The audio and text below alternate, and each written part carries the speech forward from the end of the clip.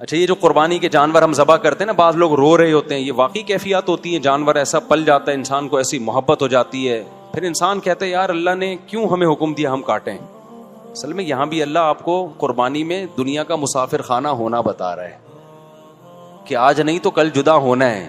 بعض لوگ پالتے ہیں، ہماری والدہ نے بکری پالی تھی، وہ بکری بیچاری بیماری میں مر گئی، وہ اتنی والدہ کو اس بکری سے اور بکری کو ہماری والدہ سے محبت ہو گئی تھی کہ جس دن وہ بکری مر رہی تھی ہماری والدہ ہچکیاں لے لے کے رو رہی تھی. یہاں میں ایک غیر مسلموں کے لیے ایک بات کرنا چاہتا ہوں. آج کچھ بکھرا ہوا کھچڑی پکا ہوا بیان ہو رہا ہے تو چلنے دو، کوشش کروں گا ٹاپک پر رہوں میں. بہت سے غیر مسلم یہ کہتے ہیں کہ مسلمان بڑے ظالم ہوتے ہیں، جانوروں کو کیا کرتے ہیں؟ بقرعید میں کاٹتے ہیں، رحم دل نہیں ہوتے. یہ بات 100% غلط ہے. ہم جب جانور پالتے ہیں نا تو ہمیں کاٹتے ہوئے اس پہ ترس بھی آتا ہے اور ہمارا دل بھی دکھتا ہے. ایسا نہیں ہے کہ دل نہیں دکھتا. سوال پیدا ہوتا ہے پھر کاٹتے کیوں ہیں؟ بھائی اگر تم مشورہ دیتے ہم نہیں کاٹتے. یہ حکم کون دے رہا ہے؟ اللہ حکم دے رہا ہے. اللہ کہہ رہے ہیں میری محبت اور اس کی محبت میں ترجیح کس کو دیتے ہو؟ اللہ کے مقابلے میں، کیونکہ پیدا کس نے کیا ہے؟ اللہ نے کیا ہے. تو ہم اس اللہ کو مانتے ہیں جس کے لیے ہمیں قربانی دینی پڑے، جبکہ آپ جس اللہ کو مان رہے ہو اس اللہ کا سوائے عرش پہ بیٹھا ہوا آپ کے ساتھ اور کوئی رشتہ ہے ہی نہیں. جب بھی کوئی آپ سے محبت کرتا ہے تو محبت کا امتحان لیتا ہے کہ نہیں لیتا؟ تو امتحان لیتا ہے. تو اللہ بھی، اور پھر اس میں ان جانوروں کا بھی فائدہ ہے. وقتی طور پہ تو یہ کٹ رہا ہے، کسی کے کام آ رہا ہے، انسانوں کا پیٹ بھر رہا ہے. اگر یہ نہ کاٹتے تو یہ جانور بوڑھے ہو کے ایسے ترس ترس کے مرتے جیسے کہ غیر مسلم اولڈ ہاؤس میں مرتے ہیں. نہیں آئی بات؟ میرا خیال ہے سمجھ میں. انسان کا بڑھاپا تو اولاد کی وجہ سے یا رشتہ داروں کی وجہ سے اچھا گزر لیتا ہے، ورنہ آج بوڑھے انسانوں کو نہیں لوگ پوچھ رہے، گورنمنٹ خیال کر رہی ہے تو بوڑھے جانوروں کو کون پوچھے گا؟ یہ گائے اگر بوڑھی ہو جائے اور کاٹنے پر پابندی ہو کہ اس کے جب جوان کاٹ نہیں سکتے، یا بیل کی بات کر لیتے ہیں، کاٹ نہیں سکتے، تو یہ کیا ہوگی؟ بڑھاپے تک پہنچے گی کہ نہیں پہنچے گی؟ تو بڑھاپے میں تمہارا باپ اس کا پیٹ بھرے گا. ابے کیا ہو گیا؟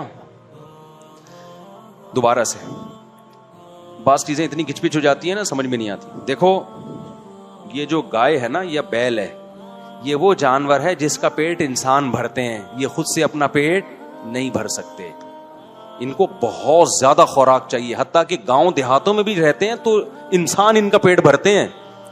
زمین پہ چرنے کے لیے چھوڑیں گے تو ان کے لیے اسپیشل گھاس لگانی پڑتی ہے.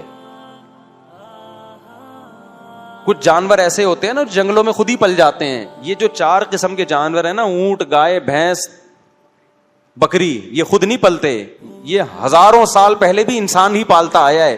ان کا پیٹ کون بھرے گا؟ انسان. ہمیں یاد ہے ایک دفعہ بقرعید میں گائے بھاگ گئی، 3 دن کے بعد ملی تو پیٹ چپک کے اندر ہو چکا تھا، اس کا پیٹ ہی نہیں بھرا، کیونکہ کہاں سے کھاتی اتنا. ارے بلی تو گلی محلے میں گھومے گی، وہاں سے ایک ہڈی کھا لی اس نے، ایک کتے نے ادھر سے کچھ کھا لیا، پیٹ بھر گیا اس کا. ان کا ایسا نہیں ہے، ان کو پوری دیگ چاہیے گھاس کی. ایک ٹائم پہ، ایک ٹائم بھی نہ ملے تو یہ آدھے ہو جاتے ہیں.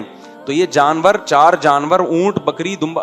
اور اچھی آسان مثال دیتا ہوں، آسٹریلیا میں 2-3 سال پہلے 10,000 اونٹوں کو شوٹ کیا ہے وہاں کی گورنمنٹ نے جنگلوں میں. کیوں؟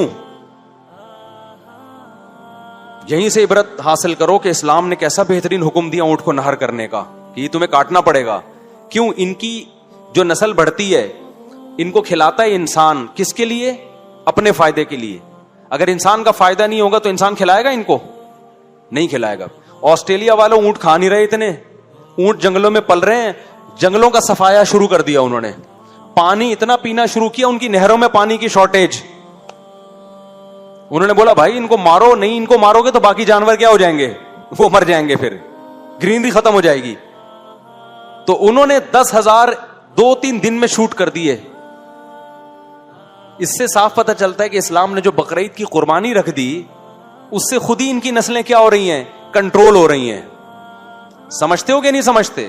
ہمیں ضرورت نہیں پڑتی کہ ہم جا کے 10,000 اونٹوں کو شوٹ کریں، کیونکہ ہمارے یہاں اونٹ کا گوشت کھایا جاتا ہے. تو اب اگر ان جانوروں کا پیٹ آپ نہیں بھرو گے یا بھرو گے مگر کاٹو گے نہیں ان کو, تو یہ کیا ہوں گے؟ بوڑھے.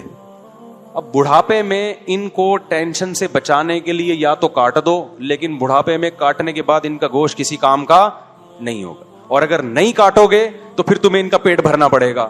اب مجھے بتاؤ, جو غیر مسلم اپنے باپ کو گھر میں رکھنے کے لیے تیار نہیں ہے, اس کا پیٹ نہیں بھرے گا, اس کو اولڈ ہاؤس میں جمع کرائے گا, تو ان کو مستقبل میں ان گایوں بھینسوں کے لیے بھی اولڈ ہاؤس بنانے پڑیں گے. نہیں آئی بات سمجھ میں؟ تبھی آپ جاؤ جن ملکوں میں گائے کاٹنے پر پابندی ہے نا, ان میں گایوں کا بڑھاپا دیکھا کرو کیسا ہو رہا ہے. ایسے سسک سسک کے مر رہے ہوتے ہیں جانور. تو اللہ نے ان جانوروں پہ بھی رحم کیا کہ بھائی ہٹے کٹے موٹے تازے ہیں, انہوں نے لائف کو جتنا انجوائے کرنا تھا کر لیا, اب ان کو کیا کر دو؟ ذبح کرو تاکہ خون نکل جائے. ذبح کرنے میں بھی یہ حکمت ہے. اور گوشت کون کھائے گا؟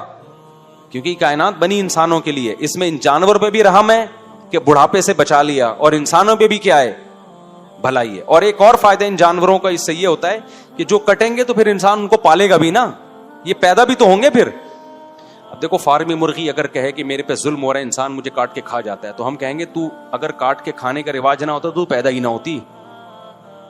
کون اتنی محنت کرتا پولٹری فارم میں کہ انڈوں سے چوزے نکالتا, پھر چوزوں کو بڑا کرتا, پھر فیڈ کھلاتا, پھر ویکسین لگاتا. یہ سارے کام تو انسان نے اپنے لیے کیے ہیں. تو یہ نہ دیکھ تجھے کاٹ کے کھا رہے ہیں, تو یہ دیکھ اب تک تجھے جو زندگی ملی ہے وہ کس کے وہ انسانوں کی وجہ سے ملی ہے. تو یہ جو اللہ ثانی کے بچڑے تیار ہوتے ہیں اور یہ بڑے کٹے مٹے تیار ہوتے ہیں کٹنے کے لیے, تو ان کا کٹنا تو غیر مسلم کو نظر آ رہا ہے, یہ نظر نہیں آ رہا کہ یہ کٹنا چھوڑ دیں تو یہ بزنس کیا ہو جائے گا؟ ختم. پھر یہ پیدا بھی نہیں ہوں گے, ان کو پیدائش بھی ختم ہو جائے گی ان کی, یعنی اتنی بڑے پیمانے پر پیدائش بھی نہیں ہوگی ان کی.